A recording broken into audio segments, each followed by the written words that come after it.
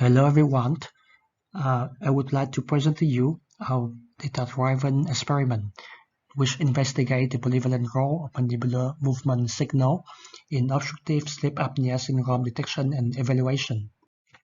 As we know, the mandibular movement signal has been used along with other types of signal in polysomnography. Then we discovered that the mandibular movement alone can somehow allow us to detecting precisely the respiratory F4 during sleep and the microarousal event. And this led to the implementation of this signal into a monosignal device. In the population of 400 adult patients, we did perform a conventional polysomnography recording, which allow us to determine the 12 clinical parameters, including DST, arousal index, apnea-hypopnea index, RDI, ODI, etc. At the same time, we use the Sunrise automatic mandibular movement analysis system. Using the machine learning algorithm, the system transforms the raw data into the quantitative matrix, and it can generate 4 new metrics, including DST arousal index, the ORDI, and ORD duration.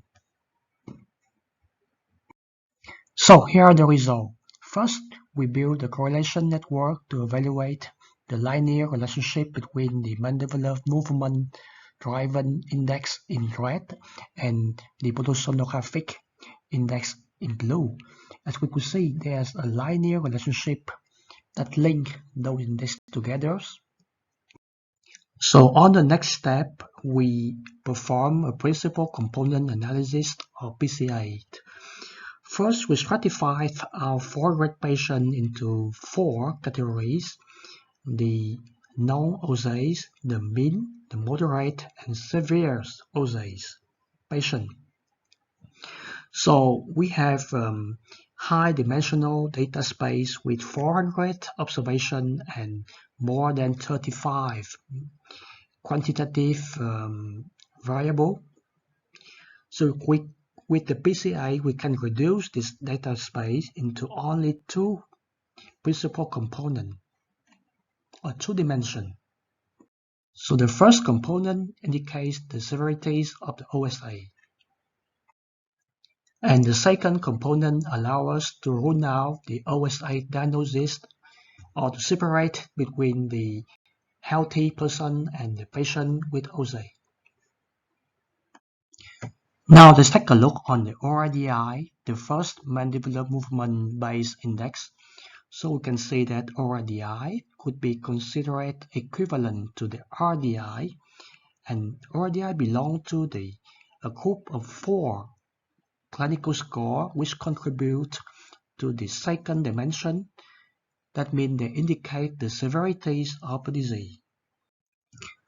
By the same way, we could say that the arousal index driven by PSG and mandibular movement are equivalent, and they belong to the clinical score which contribute to the diagnosis of the OSA and the severity classification.